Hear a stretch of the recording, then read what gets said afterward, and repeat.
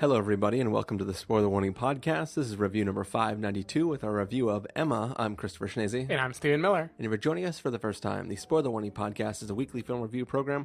Each week in the show, we're going to dive in, debate, discuss, and argue over the latest film releases coming to a theater near you.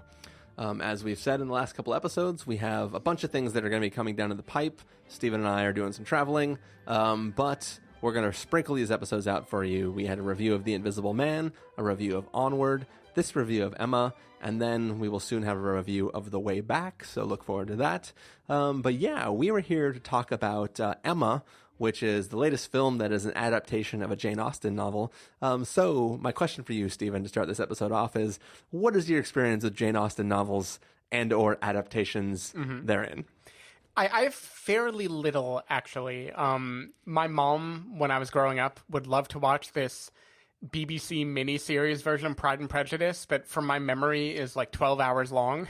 I feel like every year she would watch that again, so I would vaguely see it on, but of course I wasn't interested in it at all at the time. I couldn't even understand what was going on in it. I think the only direct Jane Austen adaptation I've seen is the Keira Knightley Pride and Prejudice with Keira Knightley and Matthew McFadden and all those people.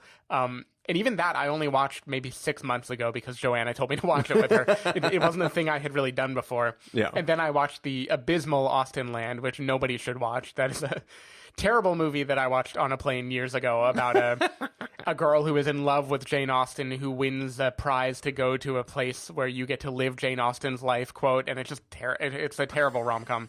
Do not recommend it. So my answer is very little, actually. I don't know much about Jane Austen. Somehow, though, her style has permeated enough from people quoting it and from knowing how people feel about her that I think I get a hint of what she's about, but I've never once read a Jane Austen novel or anything like that. I personally have no connection to Jane Austen. Haven't seen any of the film adaptations. I haven't even seen Clueless, I haven't even been to Austin, which is supposedly based off this film Emma, or this story Emma. You got to watch Clueless, man. Paul Rudd, amazing. I did watch the second half of the live table read of Clueless at so did I at Clusterfest because we wanted to get good seats. So technically, I have at least experienced some of it. You're basically a scholar in Emma now. But yes, so I think it's safe to say that we saw this film on a whim.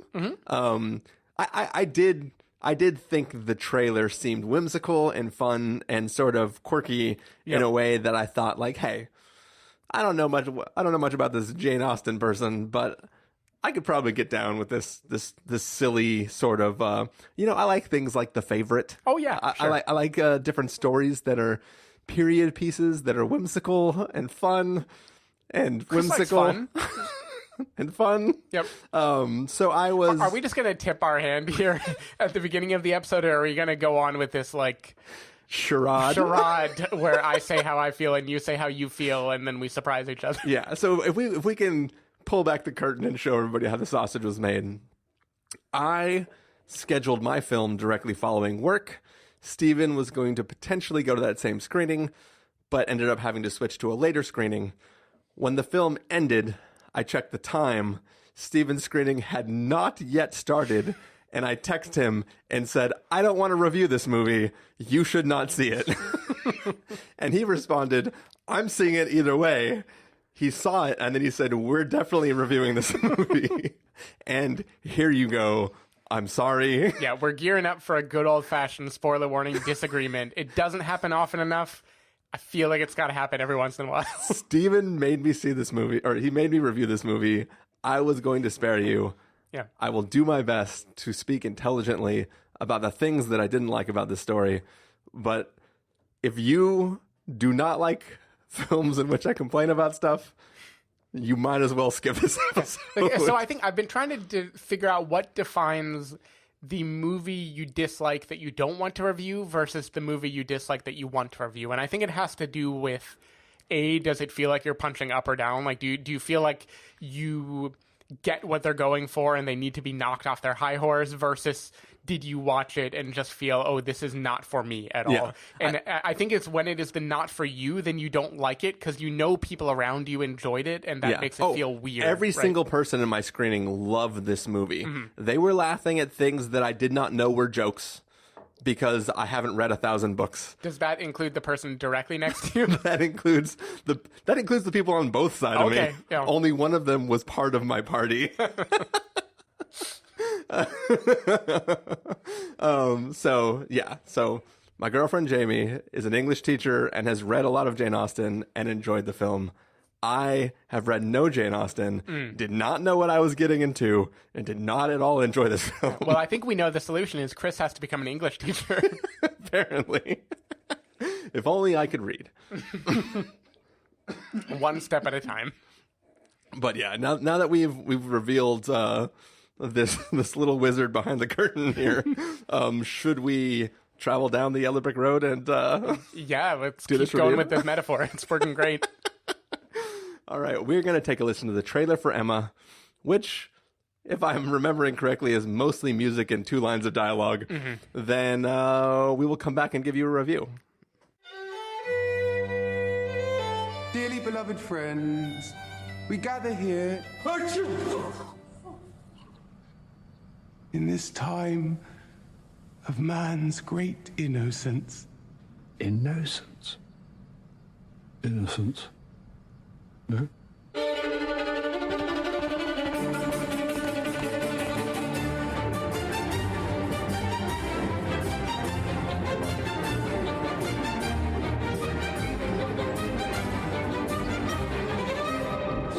Mr. Elton!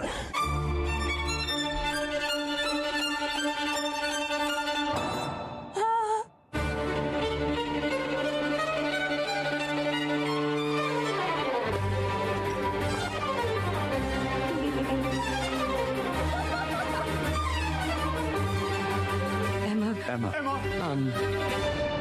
There can scarcely be that. A father's gentleman and a gentleman of fortune! Miss Woodhouse! Miss Woodhouse! Such news!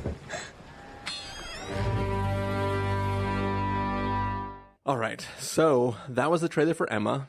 It is about a woman named Emma who comes from a well-off family and isn't taking a mate, but is trying to convince other people that they should take mates, but She's then meddling fucking in the with affairs of Yeah, others. She is trying to control the people around her and the relationships that they try to get into, and all the while maybe not being the best of people and trying to finally discover what it is she wants versus what she wants to control in others. Nailed it. Stephen Miller, why did you like Emma? Yeah, so again, I don't think I'm the target demographic of this movie. I've never read Emma. I've never read a word of Jane Austen. I have heard tell that Clueless is a remake of Emma. That means nothing to me. That certainly did not resonate with me when I watched Clueless when I was in junior high or whenever I watched Clueless finally for the first time. Yeah. But I think... So, okay, what I get from Emma is... At the time it was written, I think it was meant to be a mockery of the bourgeois class, right? It was supposed to be a takedown, a comedy of manners, right? Of like, this is the hoity-toity society, and this is the ridiculous way that they live. And here's this one character, Emma, who kind of, by virtue of meddling in everyone's affairs, is making the dominoes collapse, like is ruining the society. And how the fuck do you make a movie about that in 2020 when that society has been gone for 200 years and make it land at all, right? How do you skewer a thing that... You cast Bill Nighy and you have him do weird shit while your other movie is happening. So I will hand you fully that Bill Nighy is in his own movie. He's in the Bill Nighy movie. He's in the same movie he was in About Time. He's in the movie that was in the trailer that made me want to watch this movie. Right. There's the Bill Nighy movie happening, and then there's everything else. But with everything else, I think the solution that the filmmaker finds, Autumn de Wilde, is to make the movie itself, just make the color palette, make the looks, make the hairstyles, make the outfits, make everything so outrageous and ridiculous that you feel like you're in a kind of Seussical world that is like a heightened version of what 1800s England would have felt like. And for me, that just worked 100%. I cannot explain. You mentioned there were moments in this movie where everyone is laughing and you don't know why, like nothing is happening. I thought there was something just hilarious about the look and feel of this movie. Like, the British faces in this movie are so British in the most glorious way. There's this mother that recurs who's the mother of one of Emma's childhood friends, and she just has like a look. There's something about like her nose and just the way that she looks is so funny every time you see her. I don't know how to explain it. Like, people are just playing up this caricature. I think nowhere is that more obvious than in Mia Goth's character, who's like Harriet, I think is her name, the young mentor that she kind of takes, it's Mia Goth, right? So she's like eyebrowless and kind of small. And for the first 10 minutes of seeing her, she is just like wordless. Like, her eyes are wide. She is so excited and terror stricken. She is clearly lifted way above her social class and is trying to relate to it. And I just thought it was charming as hell. I just thought it was so adorable and funny the way that all these characters behave. I loved Elton, the priest who is giving his speech. He's one of the few people with many words in the trailer, I think. Everything about him, anytime he's on screen, he's just so over the top and ridiculous. I think his future mate, when she arrives, her hair made me laugh every single time it was shown on screen. There's a whimsicalness to it that you mentioned. The Favorite. It's very Yorgos. It's very Wes Anderson, right? It's just like bright pastel color palettes, people acting like removed from the way they normally would have acted, but in a way that feels kind of endearing and not off-putting. And I thought it was so funny. And there was a kernel of like delightfulness in it, in just the character of Emma and Anya Taylor-Joy, and how she slowly is learning how to care a little more. Like, she starts in the movie caring not at all, and by the end of the movie she cares a little bit. Like, and like that's the whole growth of her character. Is I go from nothing in the world only revolves around me to like I am incrementally more kind than I was before, and it just worked on me. I can't fully justify it. I can't defend all the choices. It is certainly a whimsical, light movie. It is not trying to accomplish a whole lot, but I think it translates this whimsical, light thing in a way that it looks as funny as it sounds, and it manages to combine all that in a way that I thought just worked beautifully, in a way where I cannot imagine I would read the book and get as much out of it as I did from watching it be put on screen. So yeah, it tickled me. That's all I can say. I was giggling the whole time, and I had a blast watching this movie. Yeah, so your version of for comparison, you were tickled. I was like, I scratched the back of my neck because something brushed against it, and I just felt it as an itch and not an actual tickle. Yeah. Like, that's sort of how I felt watching this film.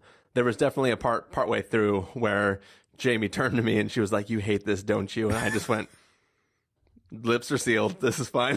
We'll just keep watching it.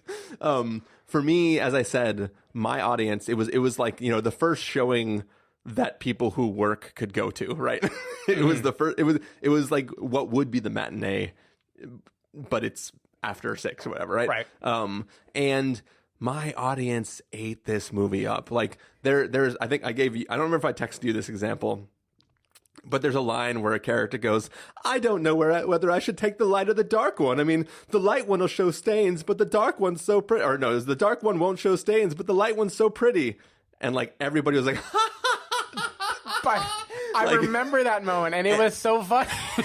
Everybody was laughing, and I was like, "Was that a joke, or is that just the way when you watched the talks? movie? When you watched the movie, did you feel like every character was supposed to be like an exaggerated thing to be ridiculed?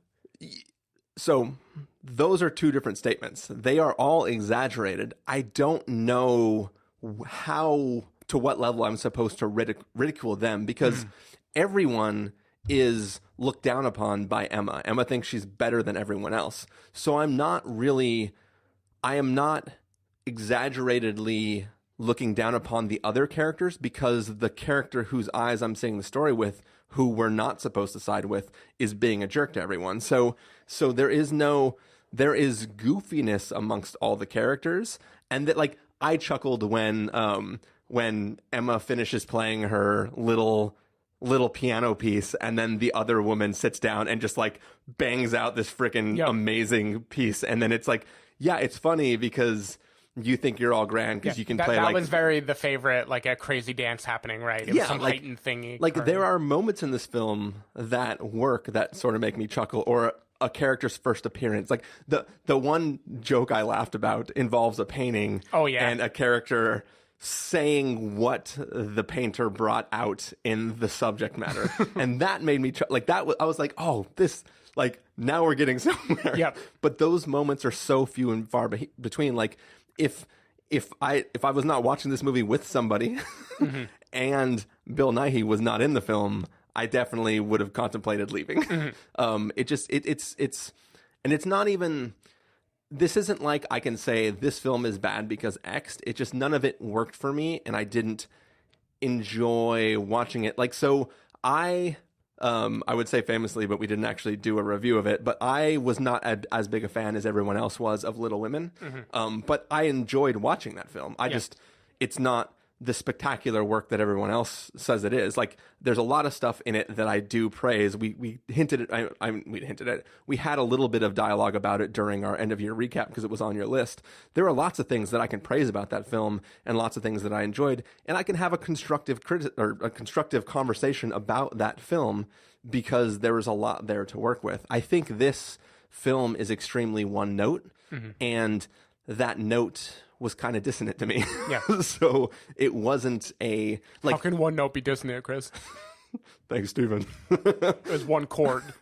But this film was two notes, and they were quite dissonant. But I think for me, yes, there is the wild color and the extravagant costumes, and the mannerisms of certain characters are funny, but a character looking bright and silly, saying lines like, oh, I really like houses. Should I look at this house? But I really want a bigger house.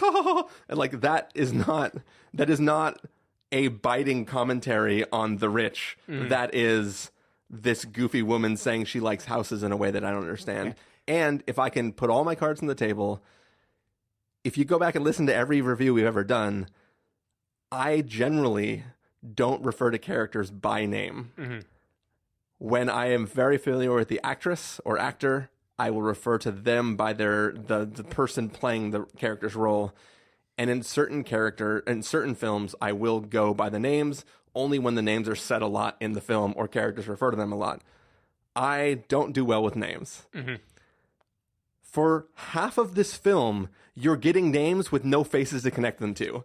And then suddenly, all these men show up who are Mr. Whatever and Mr. Whatever and Mr. Whatever and Mr. Whatever. And all you know about them is they have money and they have wealth, and some people like them and some people don't. I have no basis for who these people are other than Mr. So-and-so has a house, and then I want a house, so maybe I'll marry this person. And it's... So I think this is, and I'm no Austen expert, I've already established I've only seen Pride and Prejudice, but I think you should watch Pride and Prejudice just to see what you're comparing against. Yeah. Because I think...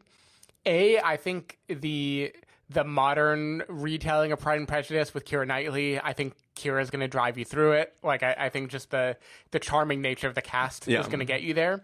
But you will see how many fucking characters there are that are just rich men who you learn by intuiting who they are supposed to be over time, and that just becomes like a thing you take for granted. And I think when you start with that as a baseline, this movie becomes a kind of hilarious hyperbole of that movie, right? Like, this becomes like let me take that and then tune the dials up so it all gets more and more ridiculous. And see, I'm willing to concede that it might be true that if I had even consumed a single Jane Austen piece of work beforehand, some of that satire might work for me, because I love satirical things. Like, we just talked about like the film Onward and how it plays within the tropes of like fantasy roleplay universes, and watching these characters, like, it is aping some of the things that are involved in playing these games and stuff like that, or like other things that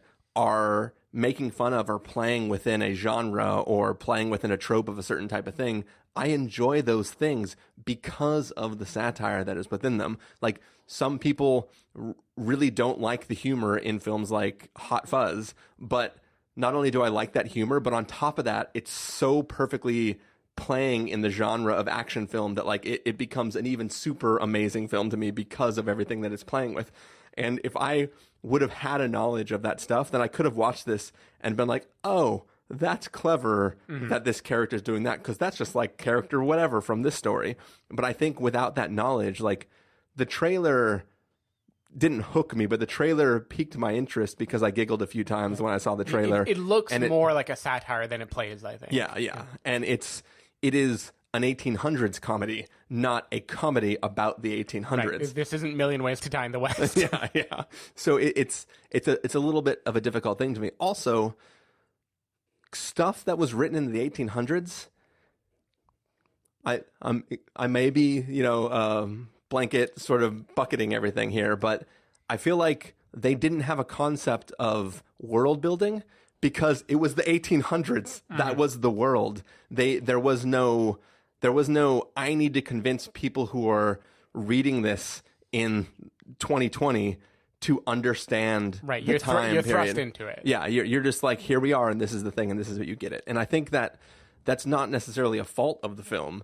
It just leads to a film that I don't know how to take on its own terms. And while there are things that are funny, I don't ever care. I mean, I care about the one eyebrowless girl, Yep. right? Because she's the one that is taking the brunt of all, like she's the one being like yo-yoed back and forth with all these men who she thinks might fancy her and might provide her a good life. Yeah. Meanwhile, Emma's just fucking it all up. And I think that having a film with so many characters, all of whom I don't give a crap about and don't care where they end up, there's not a lot to kind of bring me to a point where I care about where they're going. So yeah.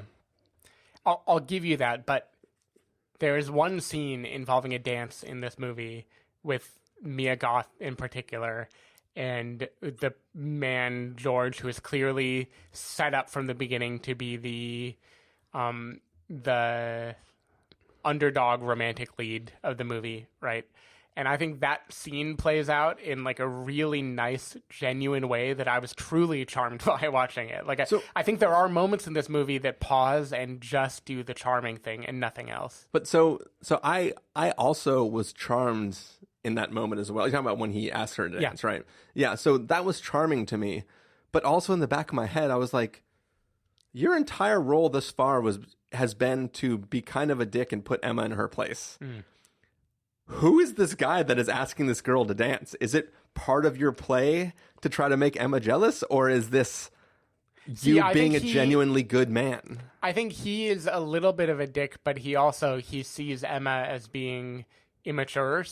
So you can get into whether there's something kind of patronizing about that role, right? But he sees Emma as someone immature, and he's trying to be like, he puts her in her place, but then when push comes to shove, he cares about other people and he cares about making them feel good, right? So he is seen as kind of the character that Emma will grow into, like someone who's just a little bit ahead of her in maturity, which I don't know. Written by a woman, so I'll allow it. But when I say that out loud, it does seem a little patronizing.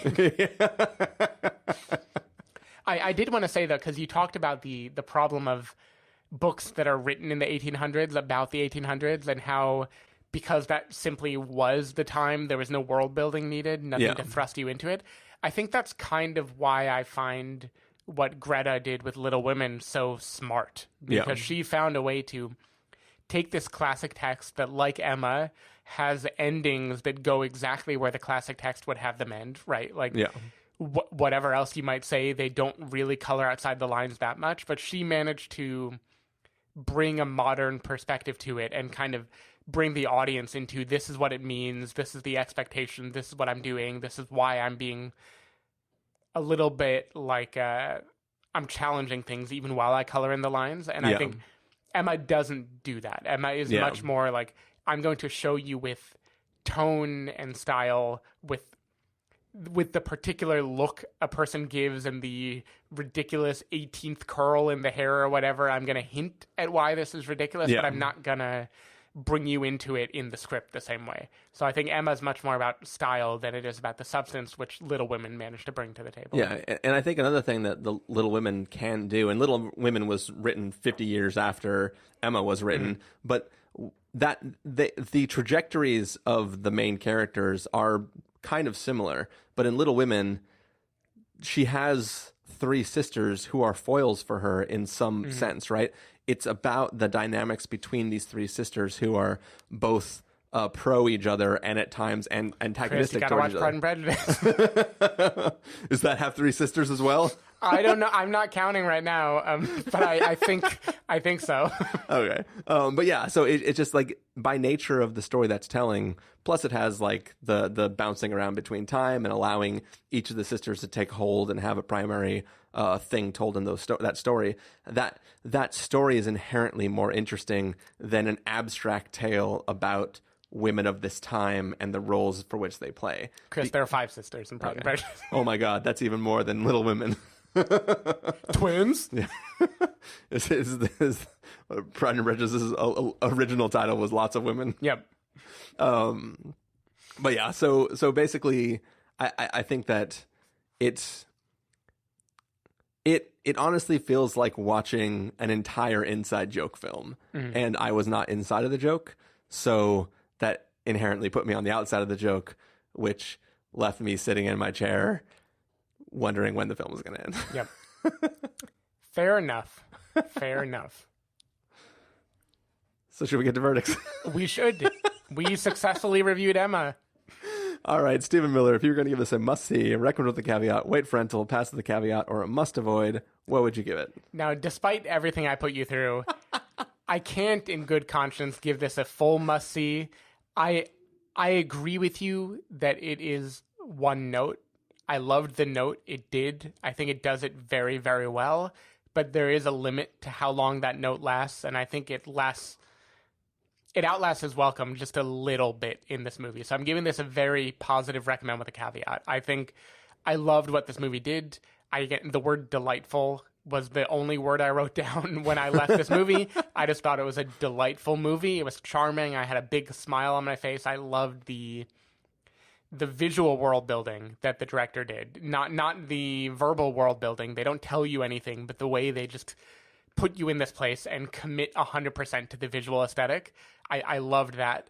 But it is, like I've heard the novel is, a little bit flimsy when you try to dig in for more substantial things. So I think this is a light work that is not saying any big, huge, groundbreaking things, and caveat being, you might hate it. If you're not on board for the aesthetic in the first 10 minutes, get out, because it is not going to get any better for you. But if you are into that aesthetic, and if you have loved any kind of, 19th century English type of piece before, I think you're going to get a kick out of this movie, and you should check it out.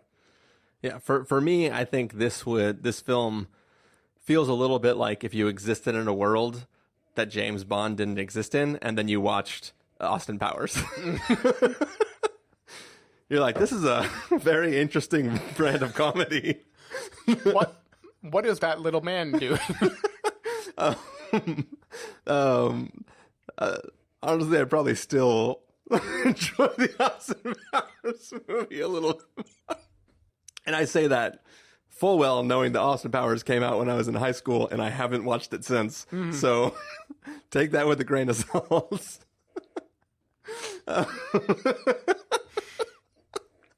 But yeah, for me, sadly, it is a must avoid. But then again, I'll say, no, fuck it, must avoid. Go with your gut, Chris. Yeah, I was going to say pass with a caveat. Caveat being, if you've ever read anything from Jane Austen, you might actually enjoy it. But I'm just going to say must enjoy for me. Always must that flag. Must avoid.